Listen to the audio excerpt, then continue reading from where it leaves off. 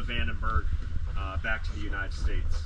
Well, fun fact for you is we have a dive master instructor. His name is Max. He works here. He's over in Australia right now. But his grandmother was a Holocaust survivor, and she was brought over to the United States by the Vandenberg. So if it weren't for, obviously, you know, the United States bringing the refugees over and using the Vandenberg, Max might not be here, which is pretty cool. So that's what that was used for. Fun fact is, if you guys know the very famous picture of the sailor stepping off the ship and kissing the nurse, there's statues of it in San Diego, Norfolk, Great Lakes, pretty much anywhere where the Navy is.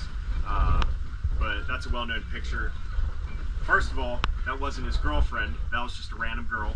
So he stepped off, he was cooped up on a ship for probably 6-9 months. And he stepped off, the first girl he saw was that nurse, kissed her, all this, love was in the air, but he was stepping off the Vandenberg. So he was deployed on the Vandenberg, came back once he made it to the United States. That's when that famous picture, now it's a statue, was taken. On top of that, the ship was used by Hollywood, so they used this ship. Most of the Hollywood stuff wasn't made very well, so it's already off the ship. It just got blown off during storms and heavy current.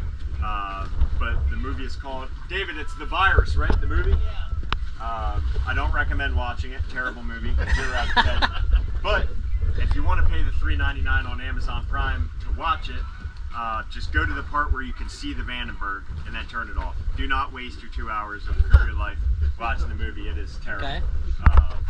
But it's pretty cool to see the ship that you just got to dive, like actually, you know, on the surface and people walking through it.